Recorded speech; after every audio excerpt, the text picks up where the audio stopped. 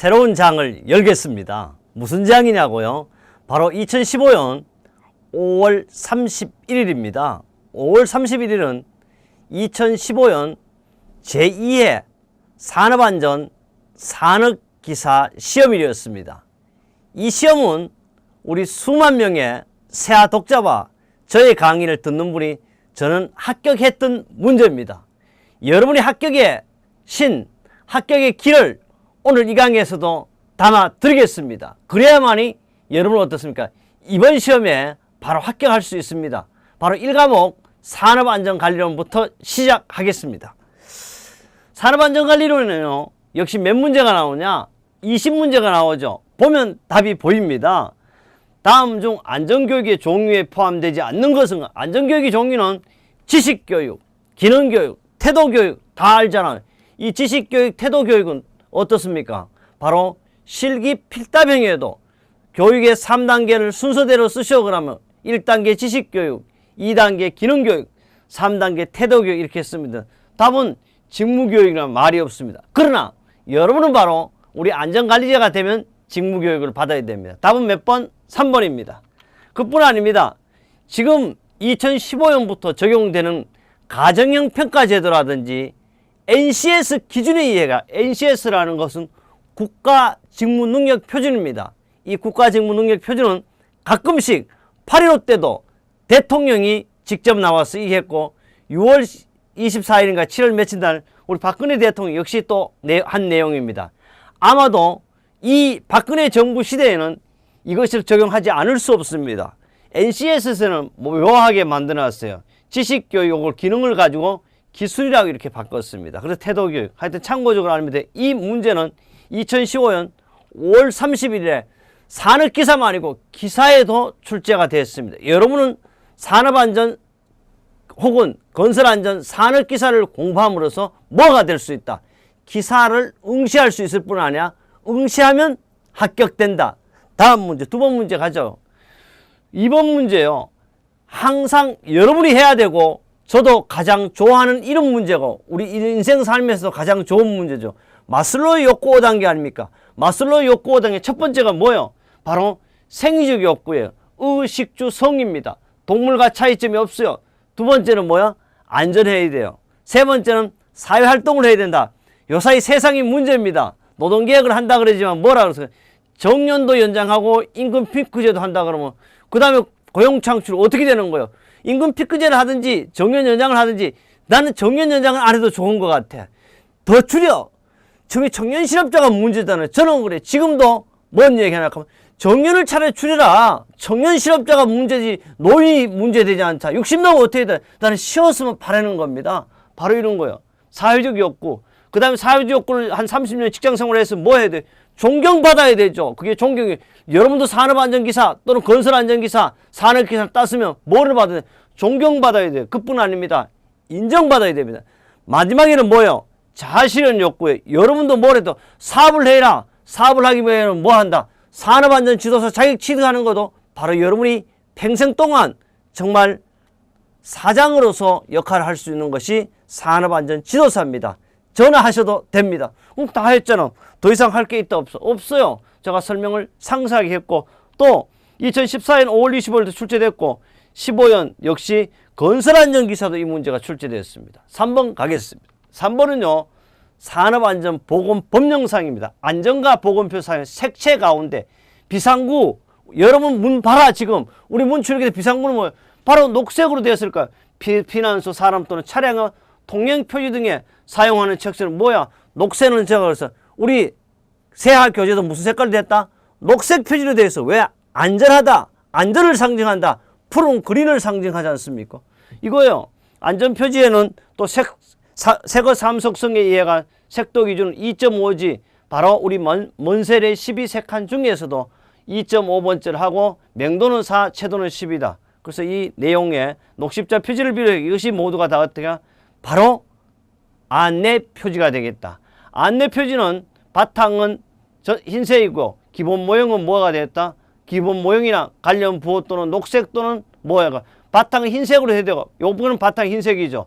요건 예외. 대부분 다 전체 관련 부호는 녹색 또는 바탕 자체가 녹색이고 관련 부분 흰색으로 이렇게 눈으로 봐도 여러분이 알게 돼. 이런 걸 가지고 본다. 눈으로 보고 우리 비주얼 학습이라고 그러죠. 그래요. 다음 문제 4번입니다. 타박 강하게 맞았지.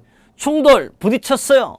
추락 떨어졌습니다. 그래서 피부 표면보다는 피하 조직, 뼈가 부러지거나 근육부를 다친 상에 인대가 늘어났다. 이런 걸 가지고 우리 뭐라 그러냐. 이걸 가지고 이런 말 쓰면 안 돼요. 원래 자상 이래가 이걸 가지고 삔상이라고. 이 자상은 창칼에 찔린 상해를 말합니다. 그래서 이걸 바로 이 자상은 찔림, 창칼 등 날카로운 물건 찔린 상해, 자상은 타박상, 삔이라고 하는데 실제 이렇게 한문 표현을 안 하게 돼 있어요. 현재 산업재 표현은 2005년, 2015년 제가 8월에 강의하고 있는데 여기는 모두가 없어진 내용인데 그래서 제가 갈로석으로 아직 만드는 우리 교재는 사실 찔림, 삔 이렇게 되어 있습니다. 그래서 근데 시험에 나오니까 악법도 법이라고 따라갈 수밖에 없다는 걸 꼭 아셔야 되겠습니다. 다섯 번째네요. 어떤 상황의 판단 능력과 사실의 분석이라든지 문제 해결 능력을 키우기 위하여 먼저 사례를 조사합니다. 뭐뭐 사례를 조사한 다음에 문제적 사실들과 그의 상호관계에 대해 검토하고 대책을 토의하고 하는 교육 기법을 가지고 우리는 뭐라고 하는 이건 뭐예요? 뭐는 여기서 사례를 줬대.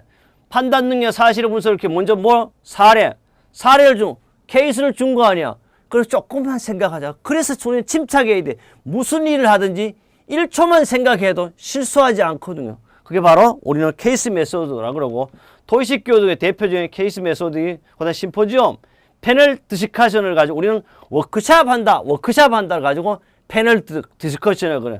워크샵은요 참가자의 모두가 의견을 밝히고 그러니까 워크샵 한다 하면 그게 바로 패널 디스커션이다. 이렇게 좀 알고 있으면 되겠습니다. 그 다음에 포럼 한다 그러죠. 이거는 주로 지금 곧 또 국회의원 정치가 하면 포럼 문화가 열게 되죠. 이런 내용들입니다. 그래요. 다음 문제입니다. 6번째죠. 다음 좀 기업의 산업재해. 우리는 산업재해와 무재해는 3일을 기준으로 한다. 과거와 현재 답이 보였어요. 지나간 거와 오늘의 안전성적을 평가한 점수로 안전관리 수행도를 평가하는 유용하는 걸 뭐라고 하면 세이프티 스코어죠. 볼 필요 없어요. 세이프티 스코어는 그래서 이 결과가 플러스이면 나쁘고 마이너스이면 어떻게 상당히 좋다.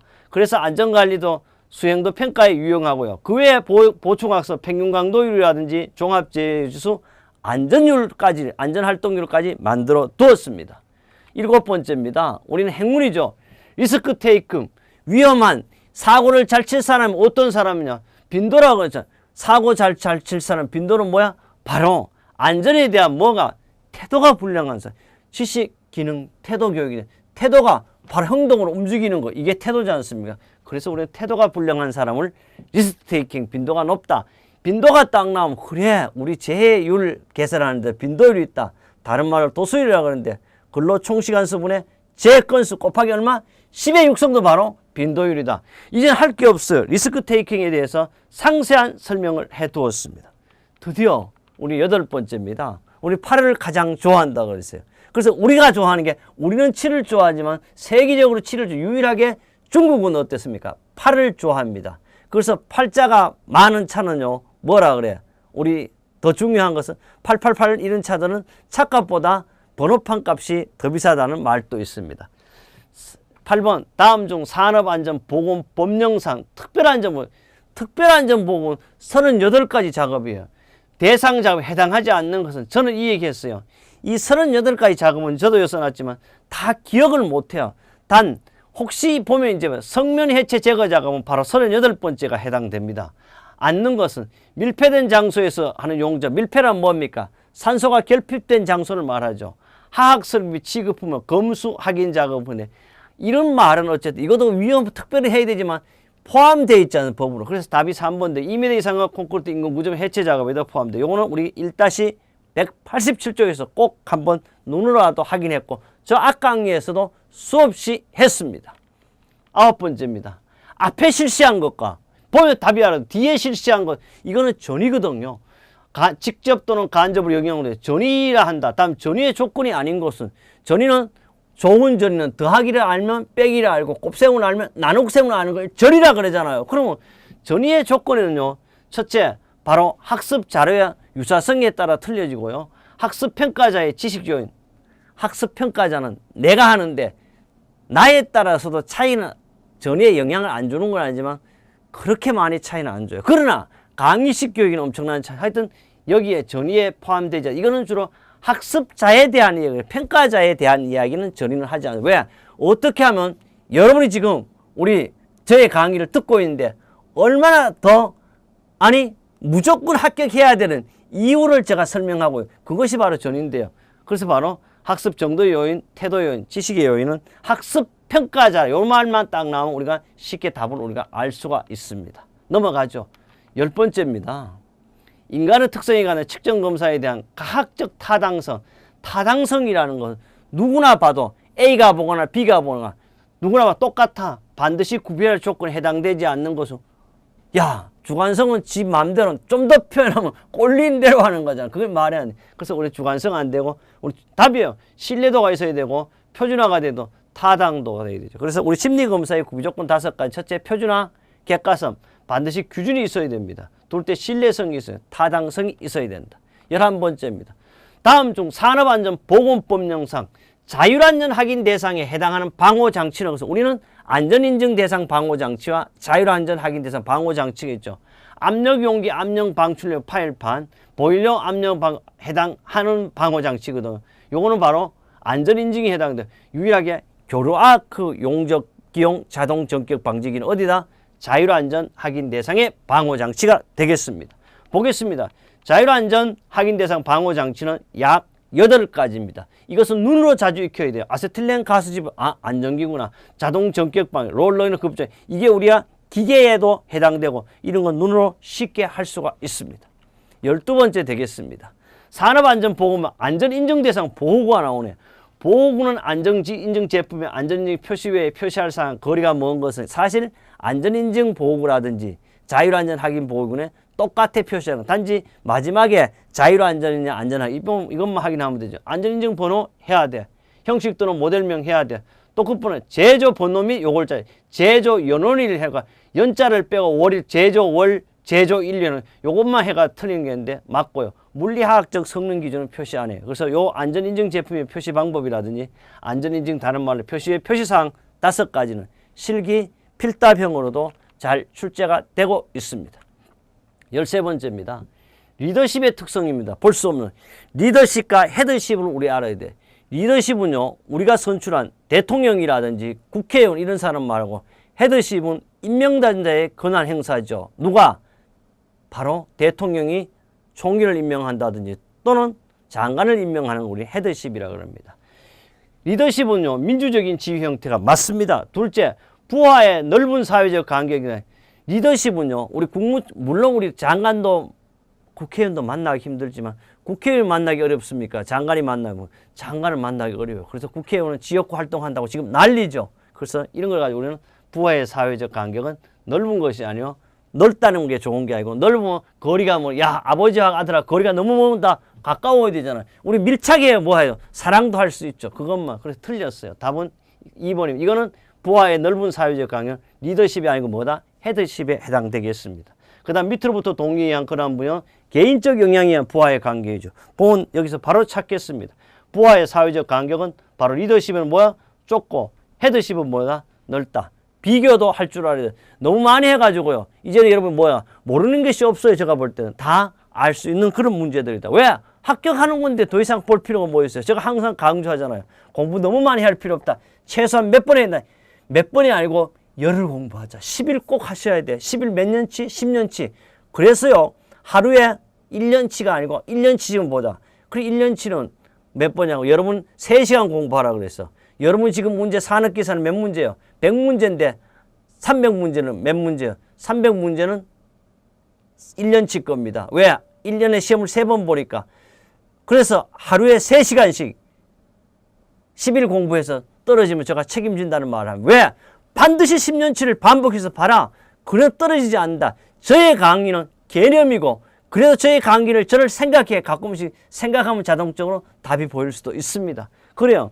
14번입니다. 다음 중 인간의 행동 변화에서 가장 변화시키기 어려운 게 뭐냐 하면 사람은요 가장 변화가 힘든 건 혼자 하는 거는 괜찮은데 뭉쳐놓으면요 말을 안 들어요. 그래서 우리 집합교육이 필요도 하지만 집합교육 때는 야 내가 조금 숨어도 되겠지, 내가 자도 되겠지, 그거거든요. 그래서 집단 행동 변화 가장 힘든데 변화를 집단 교육의 4단계 순서를 보겠습니다. 인간 행동의 변화 순서입니다. 첫째는 지식, 태도, 개인, 집단 이런 순서로 변화 과정이 어려우면 가장 변화가 어려운 건 집단이고 가장 쉬운 것은 지식 되겠습니다. 15번째입니다. 무제운동 추진교육의 지적 확인이죠. 뭐뭐 좋아. 우리 그림에서 세아교재 책 좋아. 이것도 지적 확인.